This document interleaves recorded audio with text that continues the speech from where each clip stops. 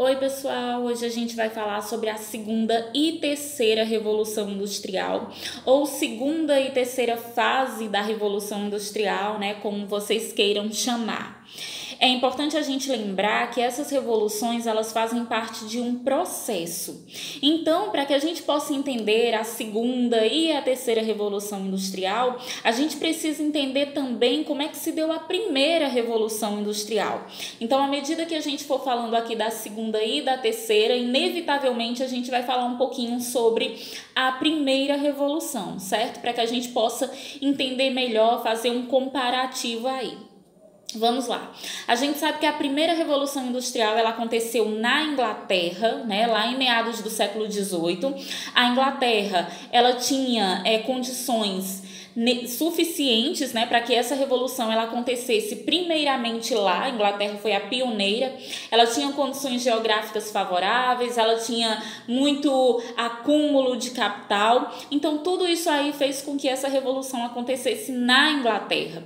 Já a segunda revolução industrial, ela não vai ocorrer em um único país, ela vai se estender para os demais países, né, como França, Alemanha, Japão, Estados Unidos, principalmente a região nordeste ali dos Estados Unidos. E vai acontecer em meados do século XIX, né, 1880. Vamos caracterizar aqui a segunda revolução? Vamos lá. Primeiro, nós vamos ter o surgimento do motor a combustão, que vai fazer com que as máquinas, né, funcionem de uma forma mais rápida. Na primeira revolução industrial, nós tivemos o quê? O advento da máquina a vapor, né, que foi muito importante para aquele momento. Qual era a principal fonte de energia da primeira revolução industrial? Era o carvão, né? Assim, na segunda revolução nós vamos ter o petróleo, a utilização do petróleo como fonte de energia. E o petróleo ele vai ser muito importante porque as máquinas elas vão funcionar de uma forma mais rápida. Se elas funcionam de uma forma mais rápida, consequentemente elas vão produzir mais. E as indústrias, elas vão, graças, né, à eletricidade, né, ao petróleo, elas vão passar mais tempo funcionando, né, mais tempo produzindo. Certo? Essa é uma característica muito importante, a utilização do petróleo. É claro que o carvão ele não deixou de ser utilizado aí na segunda revolução industrial. Ele continua sendo utilizado, mas a principal fonte agora será o petróleo. Certo? Outra característica, nós vamos ter aí um avanço muito importante na questão dos transportes, né? Nós vamos ter aí o surgimento das ferrovias, né? Que vai fazer com que os trens eles favoreçam aí uma maior circulação de pessoas e mercadorias, né, também, então eles vão ser muito importantes. Nós vamos ter aí o surgimento do avião, né, e também um desenvolvimento no setor marítimo. Nós vamos ter navios muito maiores, né, e muito mais rápidos também. Então isso aí vai ser muito importante. Vamos ter também um desenvolvimento na questão da comunicação, né? Aí o surgimento do telefone, do telégrafo, tudo isso vai ser muito importante, né? Nessa segunda revolução industrial aí. Vamos lá, vamos falar sobre os trabalhadores. Vamos lembrar que na primeira revolução industrial, né? Como é que as pessoas trabalhavam nessas indústrias? Elas passavam até 18 horas por dia, né, trabalhando. Essas pessoas, elas não tinham nenhum tipo de lei trabalhista que a amparassem, né? Trabalhavam em ambientes muito sujos, enfim, sofriam bastante naquele ambiente ali. Já na segunda revolução industrial, esses trabalhadores, eles vão começar a ganhar um pouquinho de direitos, digamos assim, né? Porque nós vamos ter a formação de sindicatos, né, naquele momento ali, e as primeiras leis, né, trabalhistas ali que vão dar um certo direito aos trabalhadores, elas vão surgir. Então isso é muito importante. Quer dizer que não existia mais exploração na segunda revolução industrial, não existia mais nada disso? Não, não é bem assim. A gente está falando aqui de processo, né, assim?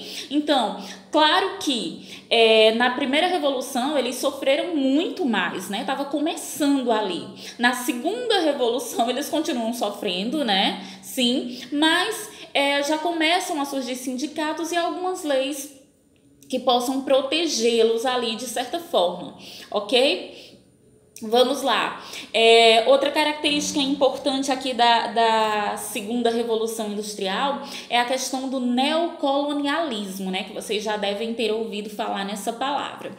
Como essa revolução ela estava se estendendo aí para outros países, né? Países europeus. O que vai acontecer? A Europa ela vai sentir a necessidade de conseguir mais mercados consumidores e de conseguir mais matérias-primas para suprir a demanda ali das suas indústrias. Então, o que vai acontecer? A Europa ela vai tentar recolonizar tanto países da África quanto países da Ásia, né? Então, assim, os países europeus eles vão novamente explorar, dominar esses países africanos e países asiáticos também. Nós vamos ter também um novo modelo de produção, né, baseado no Fordismo, ou seja, a produção em larga escala, que isso também é muito importante aqui, certo? Vamos ter também o crescimento da população, certo? Com esse crescimento populacional, nós também vamos ter o crescimento das cidades, só que a gente precisa entender aqui que esse crescimento das cidades, ele vai se dar de forma muito desordenada, certo? Então, vai haver aí, né, um inchaço populacional, as pessoas procuram as cidades, né, que estão ali se industrializando, né, vão à procura de emprego, de melhores condições de vida, e quando chegam lá não é exatamente isso que elas encontram. Certo? Então, as principais características dessa segunda revolução industrial é exatamente essas que eu enumerei aqui para vocês.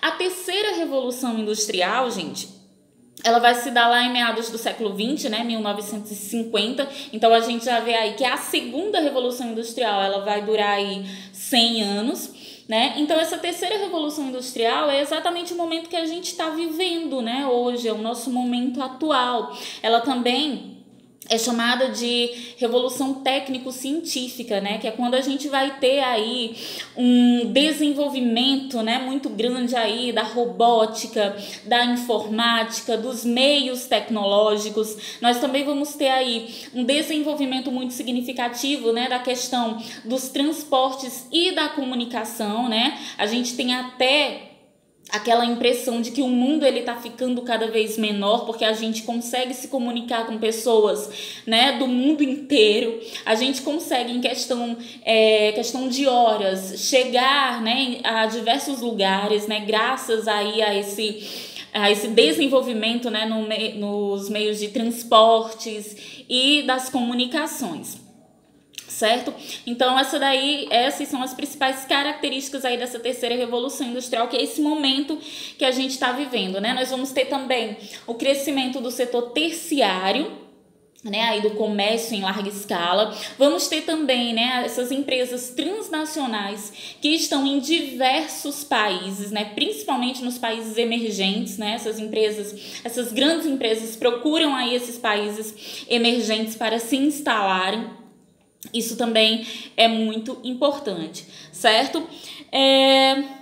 Acho que é basicamente isso, né? As principais características aí da segunda e da terceira revolução industrial. A gente já falou de uma forma bem detalhada, né, sobre a primeira revolução industrial. Acredito que não haja dúvidas quanto a isso. E eu espero que vocês tenham entendido um pouquinho, né? Pelo menos agora a gente já sabe o que faz parte da primeira, da segunda e da terceira revolução industrial, certo? Então é isso aí, gente. Um cheiro em todos e até a nossa próxima aula.